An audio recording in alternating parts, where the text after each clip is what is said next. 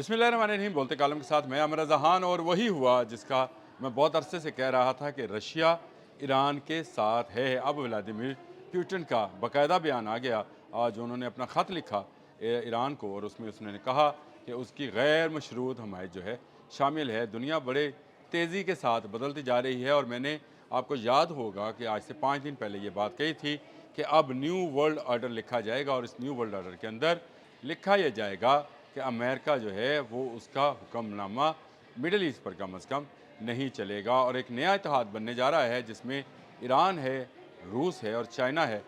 रूस अब खुलकर सामने आ गया है ईरान की हमायत को, और उसकी बुनियादी वजह यह है कि आहिस्ता आहिस्ता अमेरिका थ्रेटन कर रहा है उन तमाम ममालिक को जो ममालिक जो हैं उसका साथ नहीं दे रहे हैं। जापान की वज़ीर आज़म को अपने साथ बिठाकर डोनाल्ड ट्रंप ने थ्रेट किया और पर्ल हार्बर का वाक़या याद दिलाया, और कहा कि हमें सरप्राइज़ दिया गया था, हमने ईरान पर हमला करके जापान को सरप्राइज़ दिया है। अपने ही इत्तेहादी की वज़ीर आज़म को साथ बिठाकर इस तरह की बात करना डोनाल्ड ट्रंप है जिन्होंने उसकी तस्दीक की। अब ये इत्तेहाद जो है शायद ज़्यादा अरसा ना चल सके, लेकिन क्योंकि जापान कोई अपनी सिक्योरिटी नहीं रखता, कोई अपनी इस तरह की वेपन्स नहीं रखता, इसलिए अमेरिका उसको थ्रेट कर सकता है। लेकिन रशिया का क्या करेगा? रशिया जो इस जंग से पहले ही अरबों खरबों डॉलर बना चुका है, अब ईरान को भी इजाज़त दे दी गई कि वो अपना तेल जो है वो दूसरे ममालिक की तरफ भिजवा सकता है। तो इसके बाद रशिया को ख्याल आया कि जितना कमाना था कमा लिया, अब आएँ अमेरिका की ऐसी की तैसी करते हैं, और उसने ये बयान जारी कर दिया कि वो ईरान की गैर मशरूत हमायत करता है, क्योंकि इंग्लैंड जो है, यूके जो है, वो अमेरिका की हमायत में सामने आया है। और इसके बाद ईरान को मज़ीद तनहा पाकर रशिया से रहा नहीं गया। अब होगा क्या? अब होगा ये कि वो एटमी रिएक्टर्स जो रशिया के इंस्टॉल करदा हैं, जिन पर रशियन इंजीनियर्स जो हैं काम कर रहे हैं, बहुत तेज़ी के साथ यूरेनियम को अफजुर्दा करके नए एटमी वॉर हेड बना सकते हैं, या एटमी वॉर हेड जो है वो सप्लाई किए जा सकते हैं ईरान को कि ले बेटा चला दे। अगर ये हमला हुआ ईरान की पावर स्टेशन के ऊपर, जिन पर जो ज़्यादातर एटमी रिएक्टर्स पर मुश्तमिल हैं, उस पर हमला हुआ तो वो रशिया पर हमला समझा जाएगा। आपको याद होगा मैंने आपको बताया था कि जितने पावर एटमी रिएक्टर्स हैं उन पर जो साइंसदान काम कर रहे हैं, या चाइनीज़ हैं या रशियन हैं, इसलिए उन पर हमला ज़्यादा ख़तरनाक तस्वर किया जाएगा, और उसके बाद रशिया और चीन जो है बराह रास्त इस जंग में शामिल हो जाएंगे। अभी चाइना जो है बराह रास्त नहीं है। चाइना का तो मामला ये है कि वो इस वक्त भी जो है अपने सेटेलाइट्स के ज़रिए तावन फराहम कर रहा है, डाटा जो है वो दे रहा है। लेकिन रशिया जो है अब खुलकर सामने आया है, और रशिया के आने के बाद शायद इस जंग में एक नया मोड़ जो है वो आ जाए। अमेरिका इससे निकलना चाह रहा है। इससे पहले जो मैंने व्लॉग किया, मैंने आपको बताया कि जंग रोकने का $2.5 खरब जो है अमेरिका मुतालबा कर रहा है जीसीसी ममालिक से, और जंग जारी रखने के लिए 5 खरब का मुतालबा कर रहा है। या इन तमाम मुतालबात की रोशनी में अरब ममालिक में इस वक्त मौत का सकूत तारी है, और रशिया जो है इस मौके पर सामने आया है ईरान की हमायत करने को। अब रशियन मिसाइल जो हैं वो ईरानी मिसाइल होंगे, याद रखिएगा। रशिया ने अगर गैर मशरूत कहा है तो ये गैर मशरूत होगा। व्लादिमीर पुतिन के पहले ही बहुत अच्छे तल्लकात हैं ईरान के साथ, लेकिन ईरान पर इस वक्त सख्त वक्त है, तो व्लादिमीर पुतिन जो हैं मज़ीद इसको मजबूत करने के लिए ईरान का भरपूर साथ देंगे।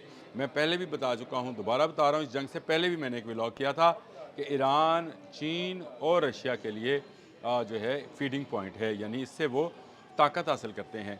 चीन जो ऑयल है उसका 90% ईरान का उसका ख़रीदार चीन है, इसलिए उसकी एनर्जी की ज़रूरियात जो है ईरान के बगैर नामुकम्मल है। और रशिया का दुनिया में रशियन टेक्नोलॉजी और रशियन दफाई साजो सामान का सबसे बड़ा बाहर जो है वो भी ईरान है, जो रोबल में उसके साथ तबादला करता है, और ईरानी तेल किसी तौर पर रशियन वेसल्स में भी जाता है, ये भी मैं आपको बता चुका हूँ। और अब ये वेपन्स जो हैं ये ख़रीदार जो है अब उससे सही मानों में ख़रीदारी करेगा। आपको बहुत जल्द Su-57 जो कि 5th जनरेशन जहाज़ है वो उड़ता हुआ नज़र आएगा। आपको बहुत जल्द ऐसे एटमी मिसाइल जो हैं वो ईरान के पास नज़र आना शुरू होंगे, जिनका बार बार शहीद अली मोहम्मद मोहम्मद अली अली मोहम्मद नाइनी जिनको शहीद किया गया है, पासदारान इनकलाब के तर्जमान, उन्होंने इजहार किया था कि उनके पास अभी सरप्राइज़ बॉक्स में बहुत सारी ऐसी चीज़ें हैं। रशिया का और ईरान का Su-35 के हवाले से पहले ही माहिदा मौजूद है, जिसकी तैयारी भी ईरान में की जानी है।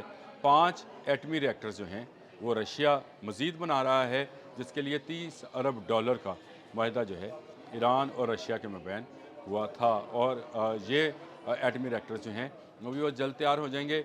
यूरेनियम की अफजरदगी के हवाले से भी रशिया का बयान आया था कि जो अफजुर्दा यूरेनियम है उसको इमानत के तौर पर वो ईरान से लेकर रखने को तैयार है। लेकिन अब व्लादिमीर पुतिन का ये बयान, ये एक दुनिया, उस दुनिया के लिए जो ईरान के मुखालिफ है, सारी दुनिया के लिए नहीं, उस दुनिया के लिए जिसमें GCC ममालिक शामिल है, इसराइल है, अमेरिका है, बरतानिया है, इन ममालिक के लिए एक बड़ी खतरे की घंटी साबित होगा, क्योंकि रशियन का इस जंग में इन्वॉल्व होना 2 सुपर पावर्स को आमने सामने ले आएगा। 2 की बजाय अब 3 ही समझें, क्योंकि चीन भी रुक नहीं पाएगा। और ये जंग जो ईरान की पर मुसल्लत की गई और ये कहा गया कि ये चंद रोज़ा जंग है, जिसके बाद ईरान जो है अपनी हिम्मत हार जाएगा। ईरान ने हिम्मत ना हारी। आज 23वां रोज़ है, जंग को 28 फरवरी से शुरू हुई थी और आज 22 मार्च है। इस तरह ये 23 रोज़ा जंग में ईरान ने हर मौके पर ऐसा ठोक कर जवाब दिया है जिसका अंदाज़ा अमेरिका और उसके हवारियों को बिल्कुल भी नहीं था। लेकिन अब जो है व्लादिमीर पुतिन के बयान के आने के बाद ईरान मज़ीद मजबूत हो जाएगा और ईरान को रशियन डिफाई टेक्नोलॉजी हासिल करने में कोई चीज़ आरे नहीं आएगी। ईरान पर पहले से पाबंदियाँ आए थे, लेकिन वो रशिया के साथ ट्रेड कर रहा था। रशिया पर भी पहले से पाबंदियाँ आई थी, रशिया भी ट्रेड कर रहा था। यूक्रेन के साथ जंग में भी ईरान ने अपने शायद 136 के ज़रिए जो है मदद की थी रशिया की, अगर आपको याद है। तो अब उसी को पलटा कर रशिया दिफाई ज़रूरियात जो ईरान की हैं उसको बिला मशरूत पूरी करेगा। यानी कोई शर्त नहीं होगी कि फौरी तौर पर पैसे फराहम किए जाएँ, लेकिन जो तैयार माल होगा मिसाइल्स और जहाज़ों की सूरत में वो ईरान को फराहम कर दिया जाएगा।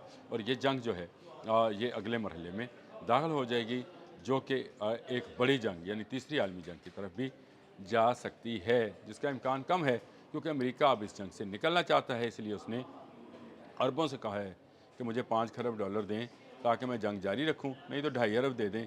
उसका ख्याल है कि आधी रेट पर जो है बात चली जाएगी और मैं 2.5 खरब लेकर कुछ इसराइल को दूंगा, उसका नुकसान हुआ है, कुछ ईरान को दूंगा और कुछ अपने पास रखूंगा और फिर नीवा नीवा होके निकल जाऊंगा, यानी यहाँ से वापसी का सफ़र शुरू कर देगा। इस जंग में पहले रोज़ से मेरा मौक़िफ़ रहा है कि ईरान अपने दिफा की जंग लड़ा है, ये जंग वो जीतेगा, क्योंकि उसका जज्बा जो है वो अपने मुल्क का दिफा करना है। वो किसी पर हमलावर नहीं है, उसे सिर्फ बैठकर अपने मुल्क को बचाना है। और जब भी कोई जंग होती है तो हमेशा जो हमलावर होता है वो तब कामयाब होता है जब उस मुल्क पर कब्ज़ा कर ले, और जो दिफा कर रहा होता है वो तब कामयाब होता है जब वो अपना दिफा करने में कामयाब हो जाए और फ़ौजें वापस चली जाएं। रशिया की इस जंग में एंट्री से ये जंग मुझे बंद होती नज़र आती है। इससे पहले पहले कि ये जंग बंद हो, डोनाल्ड ट्रंप अरबों का रही सही जो दौलत है उसको भी उसकी लूट मार जो है वो करना चाहता है। और उसमें इस बंदरबांट में जो छोटा बंदर है इसराइल, उसको भी पैसे देना चाहता है। वैसे उसको बंदर तो नहीं कहना चाहिए, वो मदारी है, क्योंकि उसकी डुगडुगी पर अमेरिका बंदर नाच रहा है। और ये बंदर नाचते नाचते अब अरब ममालिक को लूटने सूटने पे आ गया है और कह रहा है कि मुझे पैसे दें। और इसमें इस मौके पर व्लादिमीर पुतिन का एक बयान जो है वो ज़्यादा अहमियत का हामिल है और उसने जो है सारी जंग का पांसा पलट दिया है। अब ईरान पर हमला, रशिया पर हमला होगा और रशिया पर हमला अमेरिका अफोर्ड नहीं कर सकता है। और ये जंग अगले चंद दिन में आपको बंद होती नज़र आएगी। बंद तो होना है, लेकिन चंद रोज़ में इतनी जल्दी में बंद होगी कि जब अरब ममालिक कहेंगे कि हमसे बाबा 2.5 खरब लो और जान छोड़ो, क्योंकि अमेरिका जो हमला करता है उसका जवाब इन अरब ममालिक में दिया जाता है। आपने हमस बंद है, लाइफ लाइन कटी हुई है और इस लाइफ लाइन कटने के बाद जो है अरब ममालिक जो हैं वो लाचार हैं। ना उनके पास खुराक है, ना पानी है, ना उनके पास कोई दफ़ाई साजो सामान है। $7 अरब का साजो सामान बेचने की बात की है, बेचना चाहता है अमेरिका। अमेरिका हर तरीके से इन अरब ममालिक को जो कि ईरान के मुखालिफ अपनी सरजमीन अमेरिका को दे चुके थे और दे चुके हैं, जो अपना ज़मीर फ़रोख्त कर चुके हैं, अब उनको मज़ीद पैसा भी देना पड़ेगा। यानी बंदर की बला तवेले के सर जाने वाली है, क्योंकि जंग इसराइल ने शुरू की थी, उससे अमेरिका $1 भी नहीं मांग रहा, उल्टा उसने अरबों से डॉलर मांगे हैं, जिसमें से वो इसराइल को हिस्सा देगा। तो अब आपको गेम प्लान भी समझ आएगा, जो व्लादिमीर भी समझ गए हैं और उन्होंने जो है इसमें कार्रवाई का जो है आगाज़ कर दिया है। अब तक के लिए इतना ही। अल्लाह हाफ़िज़।